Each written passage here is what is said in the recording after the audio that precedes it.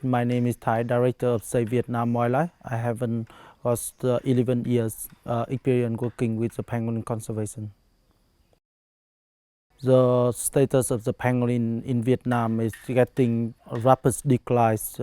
We don't know exactly how many individuals in the wild, but from the interview and from the camera trap and the survey we did, we know they are very rare. A lot of the places they already local extinct, and pangolin is one of the most common species on the illegal wildlife chase. Main threats of the pangolin in Vietnam is come from illegal hunting and trading. So most of the pangolin been hunted for meat consumption and traditional medicine, but also is a lack of information about and weak law enforcement also contribute a lot for the problem of the pangolin conservation in these countries. Quite similar with other countries across in Asia and in Africa. Most of the pangolin been hunted for meat consumption and traditional medicine. Pangolin is not many is been hunted for local use. Mostly they been hunted for chase to the city or transport far away to Vietnam or China. The most challenge for keeping pangolin is because they are the species easy to stress and also they require special diets. So that is one of the reasons why pangolin is one of the most difficult species to keep in captivity. We've been trying a lot, learning a lot, and we get more success. In the last 8 months, we've been successful release 75 pangolin back to the wild, and that is one of the big success for us, but also is for looking for the pangolin conservation where is a lot of pangolin are being hunted now, and it gives them the second chance to be go back to the wild. The breeding pangolin for conservation is not our priority.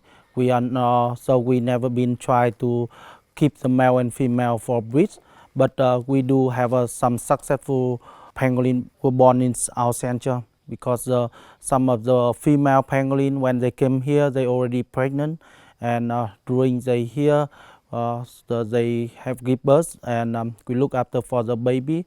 The last year we have two babies pangolin in our center, and one of them already been released back to the wild after the baby over 2 kilograms, and another baby is 9 months old now in the center. Conservation breeding it requires a lot of resource, finance, and expensive tools.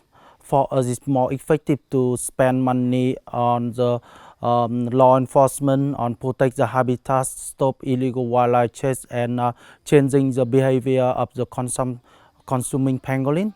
So that is more effective way to invest resource to compare with the conservation breeding. We know it's one of the female pangolin. They have a pregnant period is over 6 months.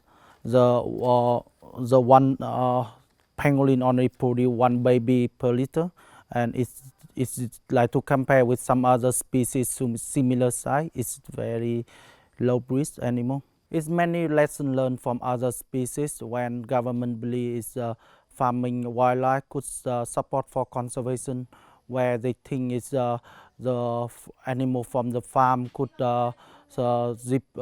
replace for the wild product, and also it's they believe it's farming animal we develop the economics, and people can get the money from the farm without need to go to the forest to hunt the animal.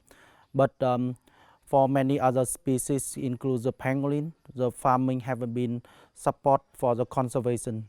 First, because they that increase the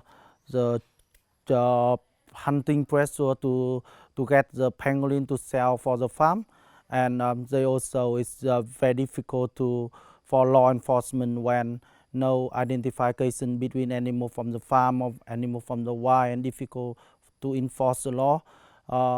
But also it's farming pangolin could like when the product become legal, it increase the demand, and it could be leading to more problem for the pangolin conservation. To make the success for the pangolin conservation, we need to improve law enforcement. So we need to stop illegal wildlife chase and protect the habitats. But also with together with we need to rescue animal from illegal chase, release them back to the wild. change the behavior of consumer and make sure people understand the status of the pangolin and make them understand more the beauty of the pangolin to motivate them to take the action to save them, not about eating them. For 11 years start from when we start rescuing pangolin, we get a lot of the problem, but also it's learn more and get more success. So when we keep the single pangolin in each enclosure and we have a like suitable natural diet to feed for pangolin, the successful rate to reproduction of the pangolin is only 72%. But when we have a over capacity, when we need to keep more than two individual in each enclosure, the successful rate is much lower, less than 50%.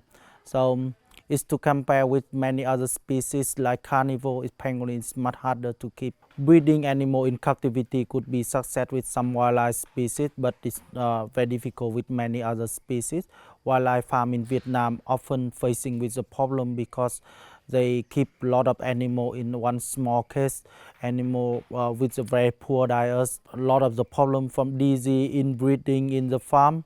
Also with like some of the species be able to breed, but and then they could be when they are escape or people may buy them to release in the wild. It could be bring a more problem to the wild population as the genetic problem or the disease problem.